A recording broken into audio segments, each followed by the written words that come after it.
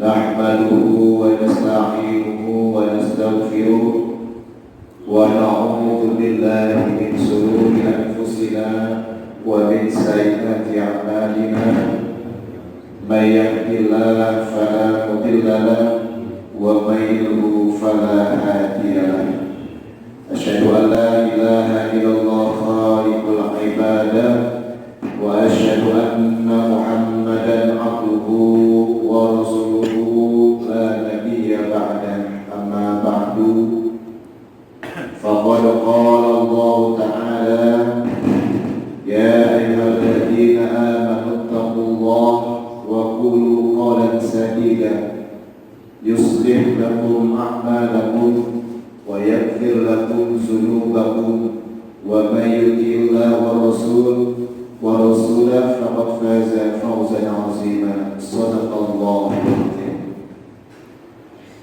Yang segenap hadirin wal hadirat, segenap dewan pengurus DKM Masjid Al-Hidayah, sahabat saya Bapak Ansori, karena beliaulah saya bisa hadir di tengah-tengah hadirin yang Allah muliakan, dan segenap juga hadirin jamaah Masjid Al-Hidayah yang dirahmati Allah Subhanahu wa Ta'ala.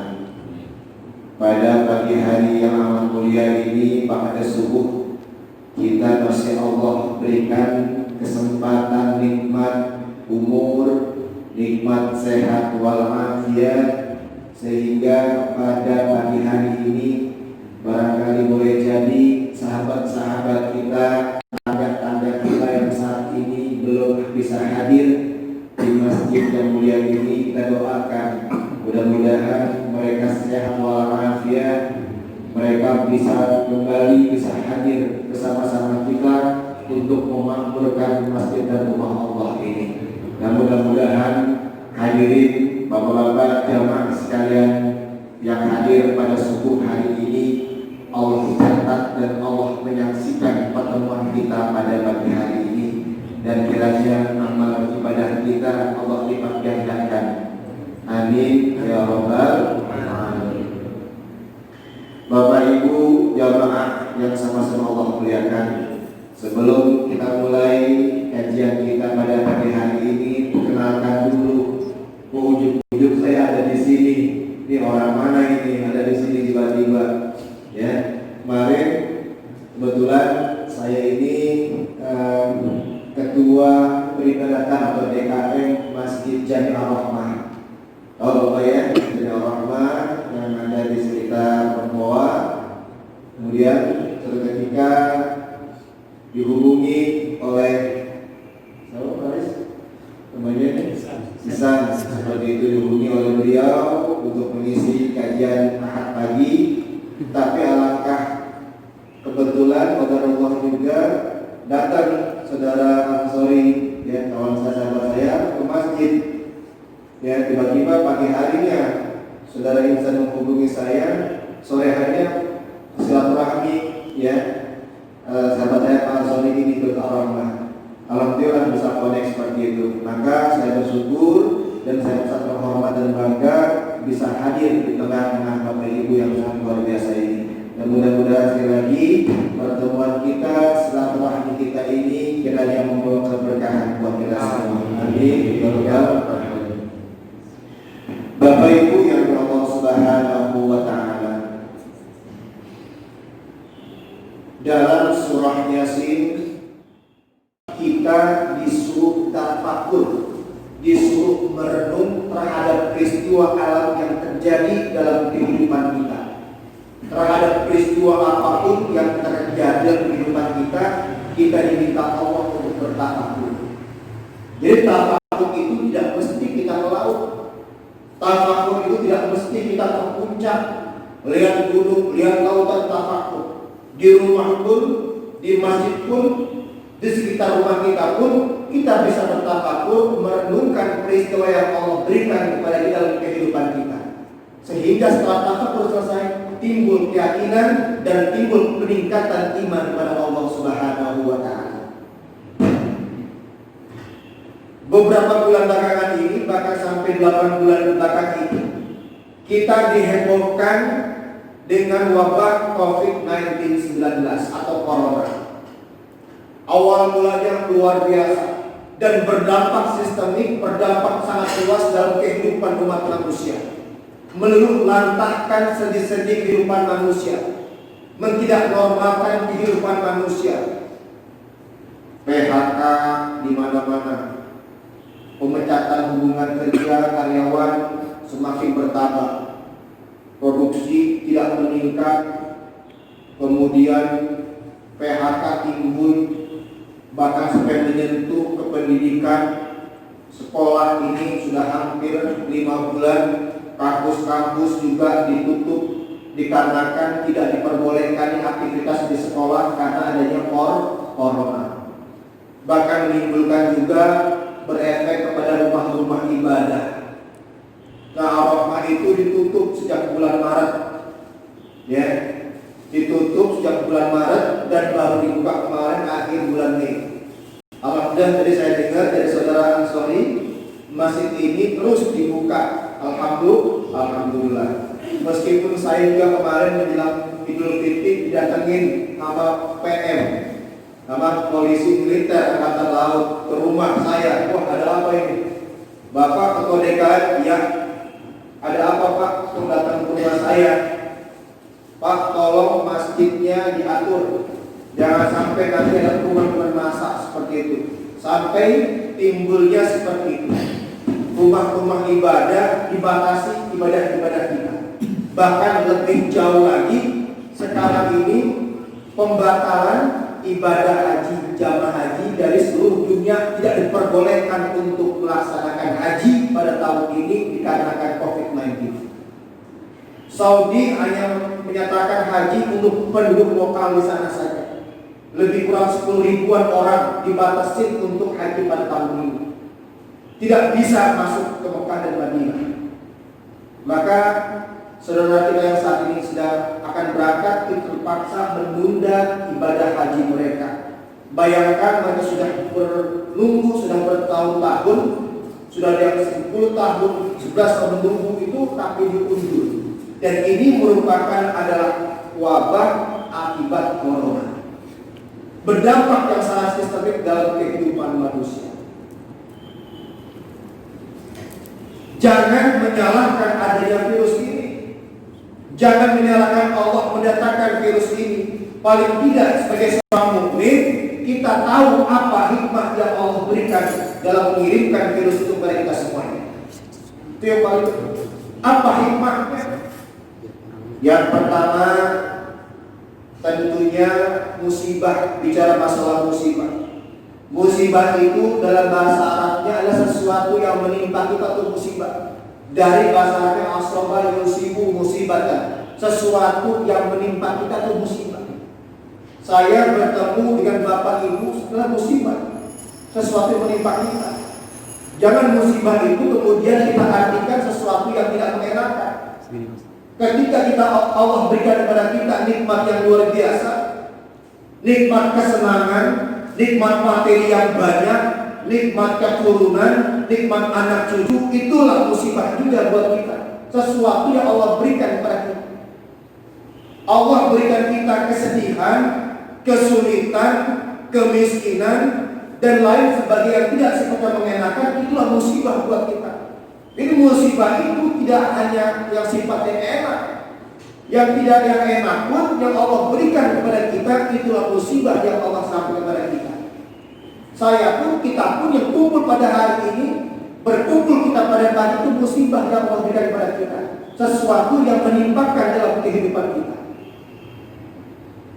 Jadi musibah itu bisa baik dan bisa buruk. Sesuatu itu bisa baik dan bisa buruk untuk manusia. Itulah musibah yang Allah berikan kepada kita. Bapak Ibu jamaah sekalian Allah muliakan, paling tidak ada 3 hal. Yang pertama, musibah itu merupakan sebuah peringatan Allah buat kita semua. Allah itu memperingatkan kita tuh banyak betul dalam kehidupan kita. Lihat, yang meninggal dunia tiap hari ada, itu peringatan saya hidup. Lihat tangga kita yang sakit, yang tidak kunjung sembuh, itu pun peringatan buat kita. Bagaimana kita menyikapi itu. Lihat bagaimana tetangga kita yang seolah-olah tidak mampu dalam ekonominya, itulah peringatan buat kita. Termasuk juga Allah mewabahkan virus corona dalam kehidupan kita, itulah peringatan juga untuk kita semuanya dalam kehidupan kita. Allah mengatakan dalam surat Toha ayat 124 sampai 126, Allah katakan, wa man a'rada an dzikri fa inna lahu ma'isyatan donka. Barang siapa yang berpaling dari musibahku, kata Allah, barang siapa yang berpaling dari peringatanku, kata Allah, aku telah kirimkan beberapa peringatan dalam kehidupanmu. Bisa berupa peringatan bencana, bisa berupa peringatan tsunami, gempa bumi, kemiskinan, kehilangan anak, kehilangan keturunan. Tapi dia lupa berpaling dari peringatanku, peringatan itu semua, kata Allah. Fa inna lahu ma'isyatan donka. Bagi mereka adalah kehidupan yang sesat, bagi mereka adalah kehidupan yang sempit. Meskipun ekonominya bagus, meskipun rumah tangganya bagus, tapi kata Allah, diberikan Allah kehidupan yang sempit karena lupa akan peringatan yang Allah berikan kepada dia. Wa nahsyuruhu yaumal qiyamati a'ma. Dan nanti kami, kata Allah, manusia akan dikumpulkan dalam padang mahsyar nanti dalam keadaan yang buta, kata Allah. Kita pertama kali menginjakkan kaki pada mahsyar, pertama kali kita menyaksikan pada mahsyar seperti apa, tapi Allah kumpulkan kita dalam keadaan yang buta. Wa nahsyuruhu yaumal qiyamati a'ma. Kemudian mereka mengatakan kepada Allah, qala rabbi, ya Allah, ya Tuhanku, lima hasyartani a'ma. Kenapa kau kumpulkan kami dalam keadaan yang buta, ya Allah? Kami pertama kali datang ke mahsyar ini tidak bisa melihat, ya Allah, tidak bisa menyaksikan bagaimana pada mahsyar ini, ya Allah. Lima hasyartani a'ma. Allah mengatakan, wa qad kuntu basira. Sementara dulu pernah aku melihat, ya Allah, dalam keadaan yang normal dan yang sehat seperti saat ini, ya Allah. Qala kadzalika, kata Allah. Hai manusia, kata Allah, ini aku buat seperti ini. Qala kadzalika atatka ayatuna. Dulu ketika engkau sehat, ketika engkau masih aku berikan kehidupan di dunia, ketika engkau masih bisa bertawa, masih bisa berbicara dan sebagainya di dunia, atatka ayatuna, kami datangkan tanda-tanda kepada kalian semua. Kami datangkan peringatan-peringatanku kepada kalian semua. Gempa telah kami hadirkan, bencana telah kami datangkan, musibah telah kami kirimkan, Quran telah kami hadirkan dalam kehidupanmu. Tapi engkau lupa akan ayat-ayatku itu. Tapi engkau lupa akan peringatan-peringatanmu itu. Engkau seolah-olah mengatakan gempa yang terjadi itu hanya sebagai gempa. Tsunami yang terjadi hanya sekedar tsunami. Wabah yang terjadi nanti juga sudah terjadi. Tidak engkau berikan pelajaran untuk itu. Tidak engkau jadikan pelajaran untuk kehidupanmu selama ini. Tidak engkau bisa bagaimana amalmu pada Allah selama ini. Engkau berikan dan segala macam, bukan engkau berpikir bagaimana meningkatkan ibadah kepadaku selama itu. Atatka ayatuna wa kadzalika al-yawma tunsa. Dulu engkau lupa kepada kata Allah. Ketika di dunia engkau selalu menghindar dari pengajian-pengajian. Ketika di dunia selalu menghindar dari rumah-rumah, selalu menghindar untuk baca Al-Quran, selalu menghindar dalam kebaikan. Atatka wa kadzalika tunsa. Dan pada hari itu kata Allah, aku lupakan engkau sebagaimana engkau dulu melupakanku ketika engkau hidup. Luar biasa. Ini merupakan peringatan Allah. Dengan cara apa lagi Allah menegur kita? Dengan cara apa lagi Allah menegur kita untuk ibadahnya lebih intens lagi? Dengan cara apa lagi Allah mengajak kita untuk terus rukuk pada Allah? Dengan cara apa lagi ibadah kita tingkatkan kalau seandainya dengan musibah-musibah ini tidak pernah kita sentuh sedikit pun dalam kehidupan kita. Nanti kalau seperti itu Allah akan memudahkan kita dan Allah akan melupakan kita supaya kita melupakan Allah terjadi di dunia ini. Itu berkata Allah Subhanahu wa Ta'ala. Kadang-kadang manusia baru diingatkan, baru sadar. Tapi banyak juga ketika sudah diingatkan itu nggak sadar. Dia mengatakan bahwa selama ini hanya musibah itu kan hukum alam saja, gempa itu hanya alam saja, banjir hanya alam saja. Sementara dia tidak mengatakan bahwa itulah merupakan peringatan yang Allah hadirkan dalam kehidupan kita. Itu yang pertama hikmahnya. Yang kedua adalah sebagai ujian Allah Subhanahu wa Ta'ala kita. Alladzi khalaqal mauta wal hayata liyabluwakum ayyukum ahsanu. Allah memberikan ujian kepada kita kematian dan kehidupan untuk apa? Untuk kita agar lebih baik dalam kehidupan kita, agar meningkat kualitas iman kita kepada Allah Subhanahu wa Ta'ala. Karena semakin tinggi iman seseorang, semakin besar kehidupan dan ujian yang Allah berikan kepada dia. Anak SD ujiannya nggak sama anak SMP. Coba kalau anak SMP dikasih ujiannya anak SMA, kira-kira bisa nggak ngerjain soalnya? Allah berikan ujian itu sesuai dengan level kehidupannya masing-masing. Dan Allah memuji kita itu, Allah tahu kualitas kita. Oh, orang ini ketika aku uji dia bisa untuk sukses. Oh, orang ini kalau saya uji dia bisa untuk menyelesaikan, untuk meningkatkan kualitas keimanan dan kehidupan dalam dunia ini. Jadi selepas ujian ini meningkat kualitas keimanan kita pada Allah Subhanahu wa Ta'ala. Ada orang tentunya yang gagal dalam kehidupan dan ujian pada Allah. Tentunya kegagalan itu disebabkan bukan karena ujiannya yang berat, tapi dia tidak bisa menyikapi dalam kehidupannya.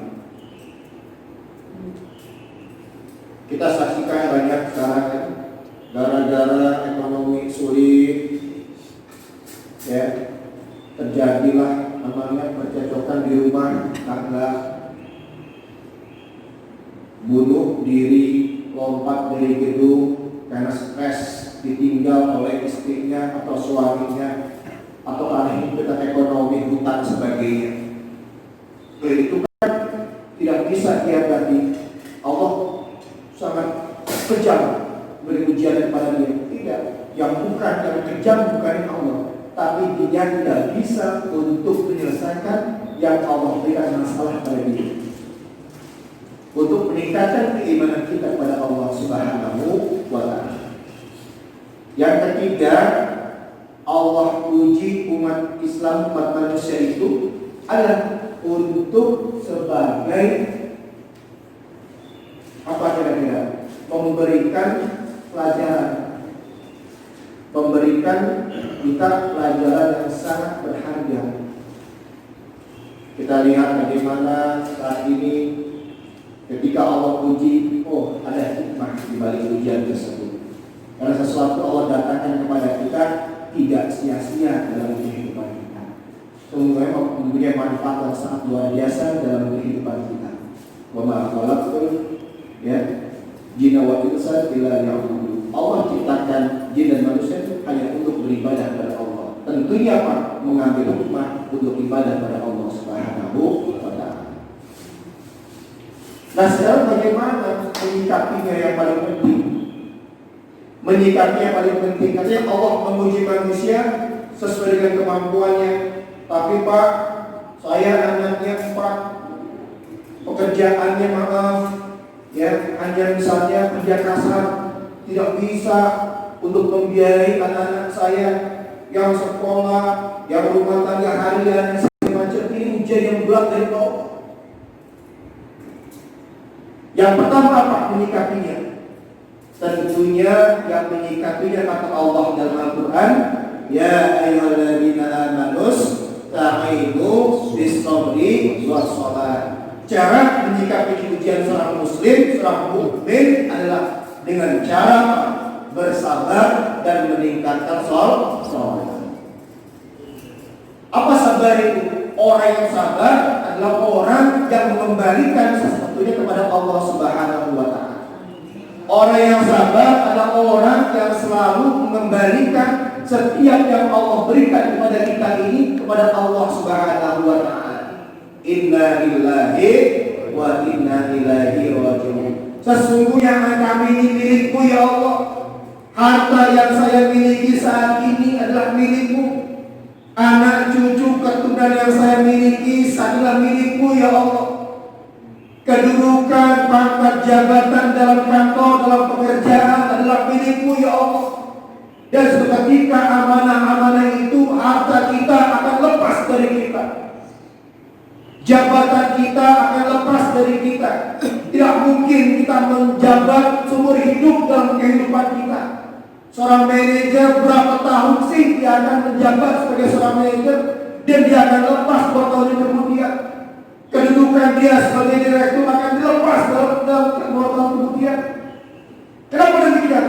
Karena sesungguhnya itu adalah amanah Allah yang Allah berikan kepada kita. Jadi sesuatunya harus kita kembalikan kepada Allah. Timbulnya kita taat kepada Allah. Kalaulah sesuatu kita tidak kembalikan kepada Allah, pasti timbulnya depresi atau stres. Stres kehidupan kita. Sudah berusaha seorang suami pergi pagi jam seperti 5:30, belum lihat matahari, sudah bekerja, berdagang dia, dagang es atau dagang apa saja, pulang kembali ke rumah pada waktu maghrib sudah terbenam matahari. Kemudian serahkanlah uang kepada istrinya, Bu, ini hasil dagang saya hari ini. Dikarenakan hujan kondisinya sehingga hasilnya tidak maksimal. Yang tadinya hanya 100.000 sehari, padahal satu hanya 50.000 setengahnya. Kalau istrinya bersyukur akan mengatakan, Pak, alhamdulillah kita masih dapat rezeki seperti ini. Lihat tetangga kanan kiri kita, Pak, dia mau makan saja itu harus pinjam beras kepada tetangga kanan kirinya, harus utang kepada warung di sekitarnya. Alhamdulillah kita masih punya rezeki hari ini. Itu istri yang bersyukur. Ada Bu yang seperti itu, Bu? Alhamdulillah. Bu ya, kembalikan. Ini merupakan qadarullah, ini ketentuan dari Allah, dan kita adalah akan kembali kepada Allah Subhanahu wa Ta'ala. Jadi amanah Allah itu sekarang ini hanya melekat dalam diri kita. Rumah yang kita miliki sesungguhnya itulah bukan rumah kita, tapi rumah Allah Subhanahu wa Ta'ala yang Allah amanahkan kepada kita. Yang kita punya sekarang ini itu amanah Allah. Jadi bingung ketika orang sombong dengan harta yang dimilikinya. Bingung ketika dia lewat dengan mobil baru, dia sombong pada orang sekitarnya. Apa yang disombongkan kok sementara itu nanti kepada Allah Subhanahu wa Ta'ala. Kayak kita dititipin tanya kita kalau mau pulang kampung nih. Pulang kampung, Mas, saya mau pulang kampung ya. Ke Tegal. Berapa lama, Pak? Paling seminggu saya lebaran di sana. Tolong titip rumah saya. Tolong titip kendaraan saya. Kalau mau pakai silakan pakai saja. Selama di kampung dengan kita pakai motor dia. Kemudian kita patahkan teng-teng. Toh itu bukan motor kita, toh itu bukan kendaraan kita. Kenapa kita harus patahkan seperti itu? Itu tapi pengennya kita. Dan seperti Allah menitipkan amalan kehidupan kita. Bangga, gampang bagi Allah Subhanahu wa Ta'ala untuk mengambil titipannya. Gampang sekali bagi Allah mengambil yang kita miliki saat ini. Mudah sekali kita untuk hilang itu jadi. Mudah sekali kita ambil segala apapun dalam kehidupan kita. Kenapa? Karena kita yakin bahwa sesuatu yang akan kembali pada Allah Subhanahu wa Ta'ala. Itu ciri orang sabar, selalu mengembalikan sesuatunya itu pada Allah Subhanahu wa Ta'ala. Orang yang sekarang ini ketika diterima musibah kemudian dia depresi, bunuh diri segala macam. Kenapa?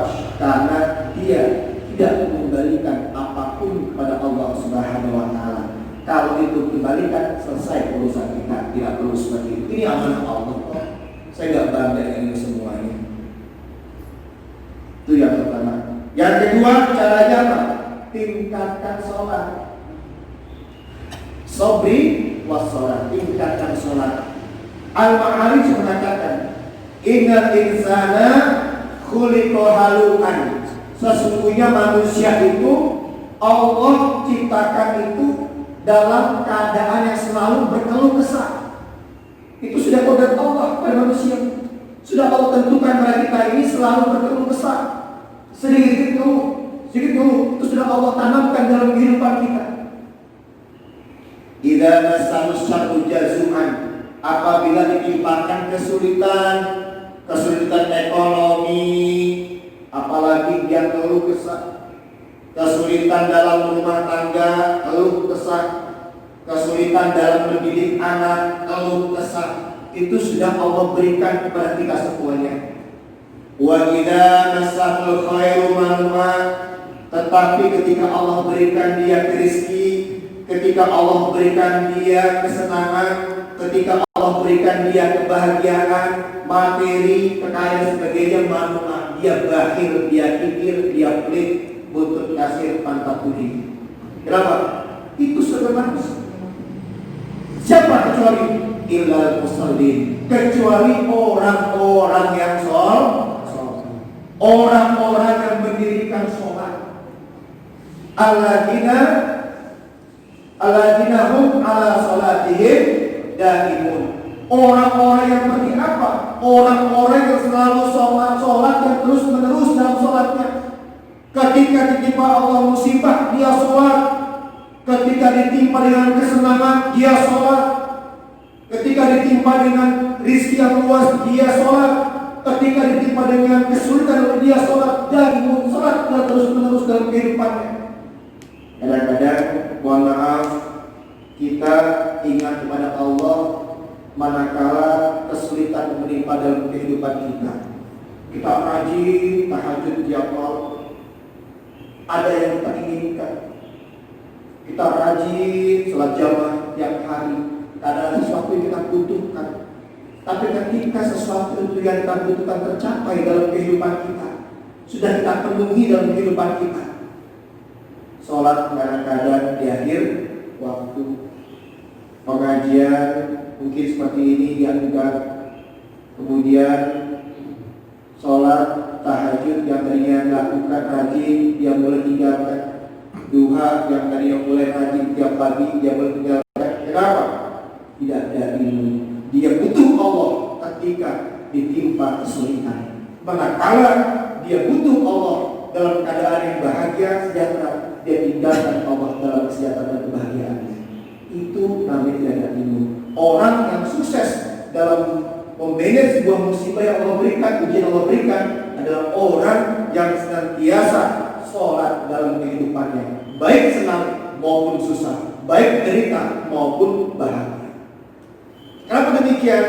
Ala bizikrillahi tatma'innul qulub. Orang yang ingat kepadaku, dalam konteks ini yang sholat kepada bukan aku pada Allah, akan melahirkan orang-orang yang tenang dalam kehidupannya. Orang yang sholatnya benar akan timbul ketenangan dalam dirinya. Orang yang sholatnya benar akan timbul ketenangan dalam dirinya. Bapak Ibu Allah muliakan. Berarti kalau kita sholat juga batin tidak tenang, lihat Allah, mungkin boleh jadi sholat kita belum benar pada Allah Subhanahu wa Ta'ala. Orang yang yakin sholatnya benar dan sholatnya itu menimbulkan kebenaran, dia yakin akan menimbulkan dampak ketenangan dalam kehidupannya. Ketika didapatkan musibah ujian Allah berikan, dia mengatakan, tenang, kita masih punya Allah Subhanahu wa Ta'ala. Kita sudah berusaha dengan maksimal, sudah bekerja dengan maksimal, tapi kok hasil belum sesuai dengan yang kita kerjakan, maka kalau orang yang usaha benar akan dapat tenang dalam kehidupannya. Dia mengatakan ada Allah dalam kehidupan kita dalam saat ini. Nah itu yang Allah muliakan. Kenapa demikian? Karena kalau kita sholatnya itu benar, pasti kita akan tenang dalam kehidupan kita. Jadi Allah SWT. Jadi yang pertama adalah dengan kesabaran, yang kedua dengan ibadah sholat kita yang harus terus menerus dalam kehidupan kita. Kemudian yang ketiga adalah tingkatkan ketakwaan kita pada Allah Subhanahu wa taala. Takwa adalah perasaan diri dimonitor Allah. Takwa itu bukan hanya sekedar menggugurkan kewajiban, menjauhi larangan, tidak seperti itu. Takwa itu adalah selalu merasa diri diawasi Allah Subhanahu wa taala namanya sifatnya. Pada zaman Nabi itu ada sahabat yang namanya Abdul Arwah. Dia diutus oleh Rasulullah untuk mengambil pajak di daerah daerah yang penduduknya itu masih beragama Nasrani tapi duduk di daerah Islam.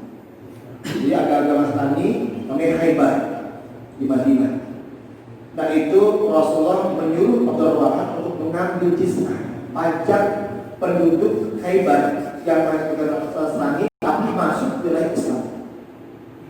Dipajak itu Rasulullah. Diutuslah sahabat ini Abdul Arwah untuk ambil pajak yang ada di Khaybar sana. Kemudian sampai di Khaybar, Abdul Arwah ini kemudian bertemu dengan pemimpinnya, ketua lingkungan lah seperti itu. Kemudian diskusi mereka, ditanya bahwa saya diutus oleh Rasulullah untuk mengambil pajak kalian pada tahun ini.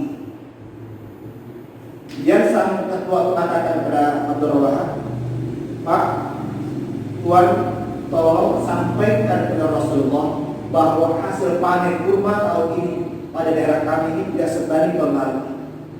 Turun drastis ini. Tolong sampaikan itu. Ini ada uang untukmu. Kau sampaikan pesan ke Rasul. Dia uang untukmu. Uang sogokan seperti itu. Dan Allah mengatakan, maaf wahai Tuhan, aku datang ke sini bukan karena ini. Meskipun Rasulullah tidak ada bersama saya, tapi Allah melihatku. Itulah takwa kita pada Allah Subhanahu wa taala. Sogokan luar biasa. Jadi sogok menjadi saudara di mana dia pejabat negara. Yang kepala pajak pada zaman Rasulullah menolak sombongan. Itu. Nah itu adalah sifat takwa yang merasa diri diawasi Allah Subhanahu wa taala. Meskipun kehidupan sangat sulit, ekonomi makin tinggi, daya hidup makin tinggi, PHK di mana-mana, orang mengatakan jangankan yang halal, yang haramnya susah sekarang mencarinya Pak.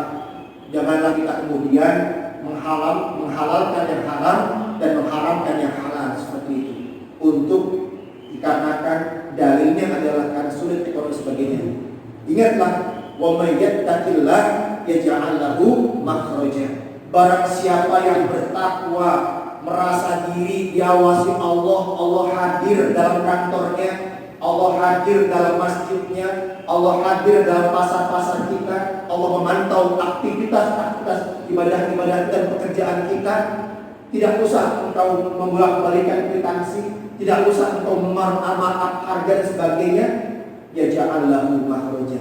Allah akan memudahkan kehidupan kita.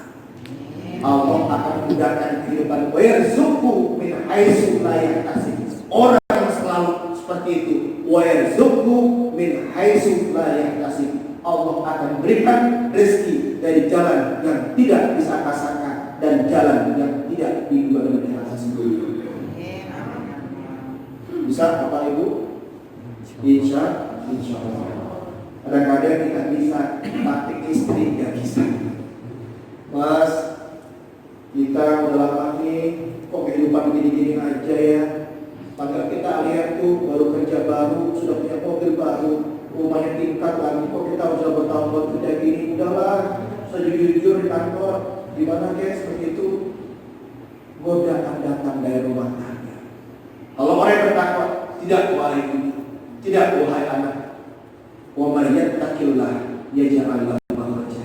Kalau orang yang selalu diri kawasan Allah, Allah akan memberikan rezeki dan kemudahan dalam kehidupannya.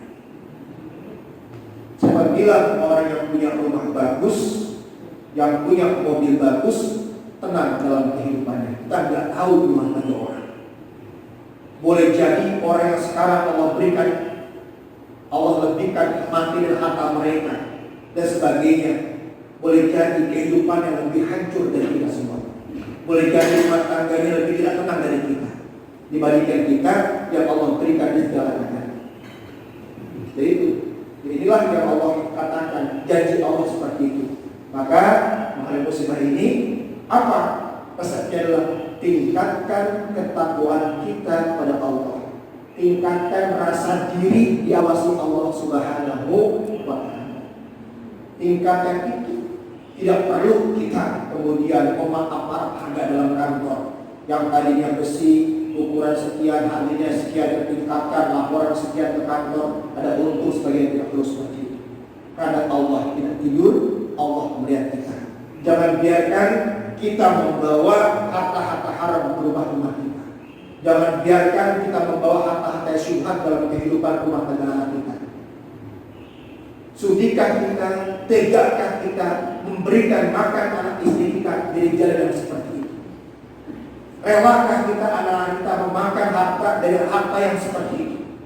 Yang bicara kemudian lebih baik kita memberikan mereka ala kadarnya, tapi dengan berkah dari Allah Subhanahu wa Ta'ala. Dan rezeki Allah itu tidak seperti matematika kita. Kalau matematika itu pasti 2 kali 2 4, 5 kali 2 10, itu matematika manusia. Tapi kalau Allah sudah mengatakan, lain lagi sifat, lain lagi sifat. Boleh jadi itu bisa 10, bisa 12 sebagainya. Sulit untuk diprediksi bagi Allah melihat. Banyak contoh seperti itu. Ya. Orang ada yang sudah punya uang, tapi kok nggak bisa pergi haji. Kenapa? Karena hatinya belum terbuka oleh Allah Subhanahu wa Ta'ala. Punya banyak materi, tapi kok dia nggak mau umroh. Ada jamaah saya kaya, bisa, tapi apa?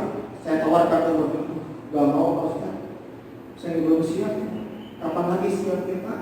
Bapak sudah 20 tahun umurnya, sudah hampir 70 tahun nanti kita. Kapan siapnya seperti itu? Kenapa? Karena dia selalu berpikir akan matematika dalam kehidupannya. Itu kan keberkahan kan seperti itu. Ada juga orang yang ekonomis saja, tapi dia bisa berkali-kali melaksanakan ibadah umrah dan sebagainya. Ini kenapa? Karena keberkahan dalam kehidupannya. Boro-boro Pak, saya buat makan, boro-boro buat itu, buat makan saja, buat anak istri di rumahnya sulit untuk mencukupinya. Gaji hanya 100.000 rupiah. Kebutuhan sekian untuk anak transportasi, untuk makan sehari-hari segala macamnya, istri sebagainya gas-gas. Jangan itu Pak, tidak bisa saja. Kenapa? Dia berpikirnya logika matematik dunia. Tapi kalau dia berpikir logika matematik Allah, Allah akan membukakan rezeki. Walau ana amanu wa taqaw la fatahna alaihim barakatin minas sama.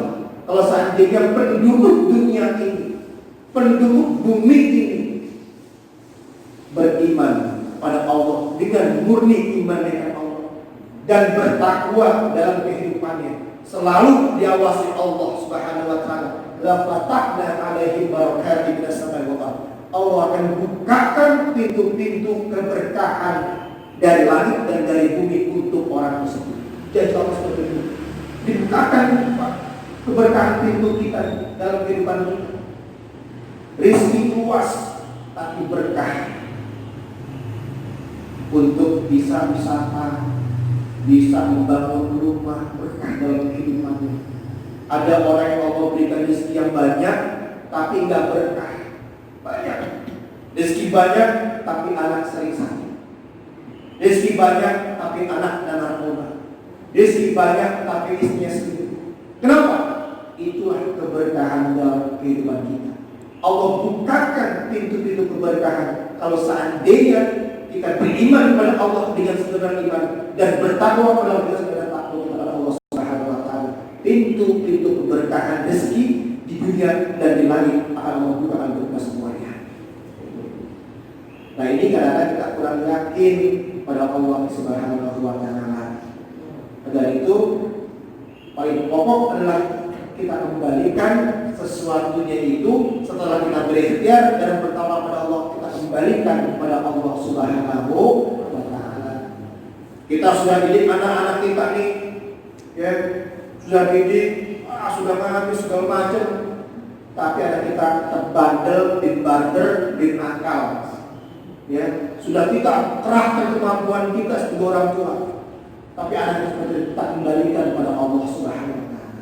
Kurang apa Nabi Nuh alaihissalam untuk mengajak anaknya kan untuk beriman kepada Allah. Nabi Allah Nabi Nuh, tapi tidak bisa membawa anaknya untuk agama Islam. Nabi, apalagi kita yang bukan Nabi saja nggak bisa tuh ngajak anaknya kanan untuk beriman kepada Allah karena saking bandelnya hatinya tertutup dari kepada Allah SWT. Apalagi kita. Tugas orang tua hanya satu, mendidik anaknya dengan sebaik-baiknya, mengajak dengan sebaik-baiknya. Ketika anak kita ajarkan yang baik, dia tidak mau, kita kembalikan menolong selesai dalam kehidupan kita. Kecuali kita nggak usah itu yang lain masalah. Nah, inilah barangkali yang Allah muliakan obrolan kita pada pagi hari ini jam 6 kurang 5 menit. Barangkali Bapak Ibu yang ada yang mau olahraga sepeda ya, yang dari musik kan, yang mau baik gitu ya, yang mau jalan-jalan santai, yang mau ke pasar, ke sayur, mungkin saatnya hari Minggu ini. Demikianlah saya merasa untuk tausiah kita yang dibicara pada hari ini.